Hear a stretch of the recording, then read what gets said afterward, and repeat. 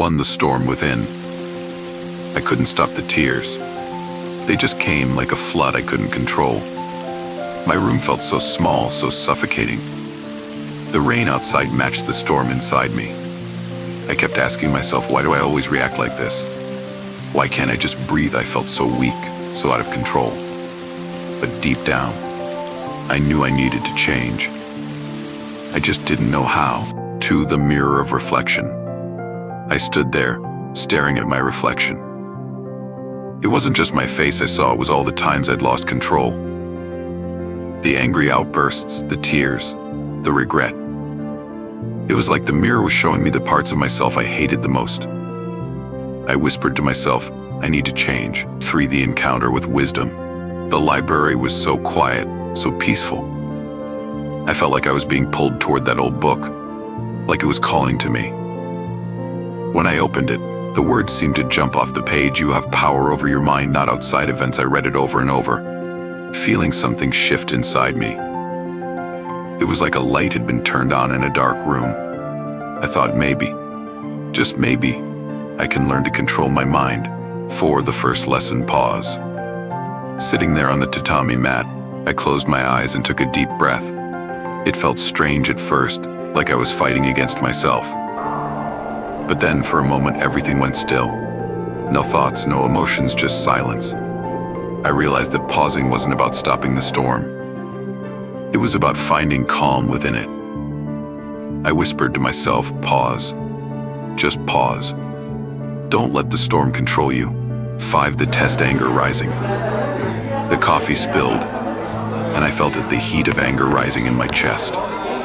My fists clenched and I wanted to scream.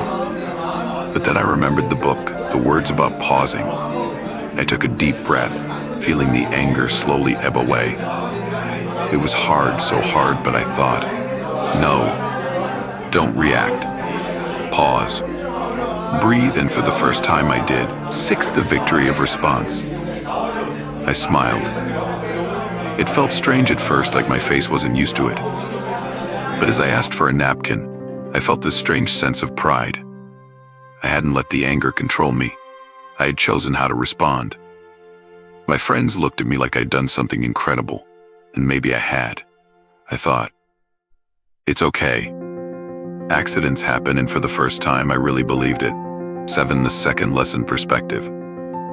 Under the cherry blossom tree, I read those words again, choose not to be harmed.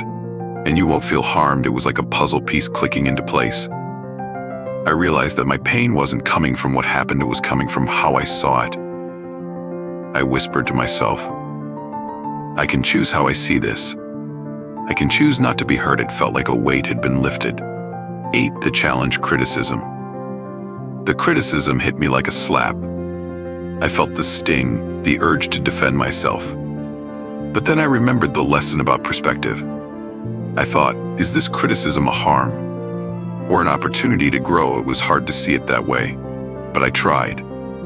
I took a deep breath and decided to listen, really listen, instead of reacting. 9, the growth, choosing wisdom. When I thanked my classmate for the feedback, I saw the surprise in their eyes. It felt good, like I'd won a small battle against myself. I thought, this is what it means to grow. This is what it means to choose wisdom over anger. I felt stronger, more in control. And for the first time, I realized that I didn't need to be perfect, I just needed to be better than I was yesterday. 10, the third lesson, control. By the lake, I felt so peaceful. The sunset reflected on the water, and I thought about the lesson of control. I realized that I couldn't control what others did or said, but I could control how I responded.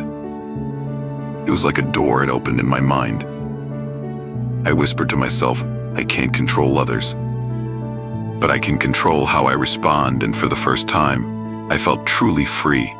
11, the ultimate test, loss. The news hit me like a truck. I couldn't breathe, couldn't think. The pain was so raw, so overwhelming. I whispered, this pain, it's unbearable. But even in that moment, a small part of me remembered the lessons. I thought, this is the ultimate test. Can I find peace even in this? 12, the strength, acceptance. Standing at the grave, I felt the weight of my loss. But I also felt something else: acceptance. The cherry blossom petal falling onto the tombstone felt like a sign. I thought, I can't change what happened, but I can choose how I move forward, and in that moment, I felt a quiet strength I didn't know I had. 13. The fourth lesson: gratitude. Writing in my journal, I felt a strange sense of peace. The words flowed out of me. I am grateful for the time we had. It was like a balm for my soul. I realized that even in loss, there was something to be grateful for. I whispered. Gratitude turns what we have into enough, and for the first time, I felt truly content. 14. The transformation: a new Katie. Walking through the city, I felt different.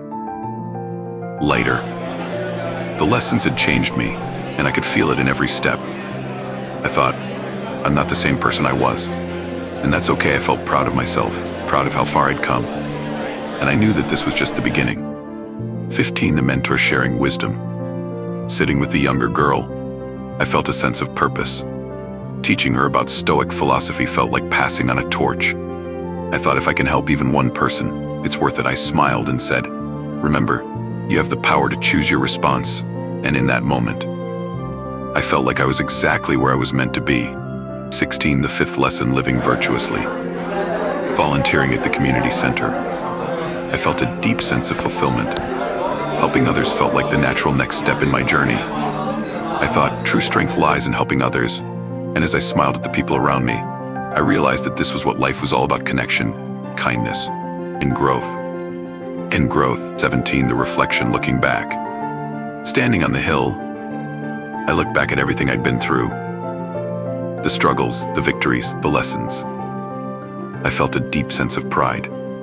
I whispered, I've come so far. And I'm proud of myself. The sunset felt like a celebration, a reminder that every ending is also a new beginning. 18. The future: endless possibilities. Walking toward the horizon, I felt a sense of excitement. The future was full of possibilities, and I was ready to embrace them. I thought, the future is mine to shape, and for the first time, I felt truly in control of my life. 19. The legacy: inspiring others. Seeing the young girl read my story, I felt a sense of fulfillment. I thought, if my journey can inspire even one person, it's all worth it. I smiled, knowing that my legacy wasn't about fame or success. It was about making a difference, one person at a time. 20. The eternal journey. Under the cherry blossom tree, I felt a deep sense of peace. The journey had changed me, but I knew it wasn't over. Life was a series of lessons, and I was ready to keep learning. I whispered, the journey never ends. And that's the beauty of it. And as the petals fell around me, I felt truly alive.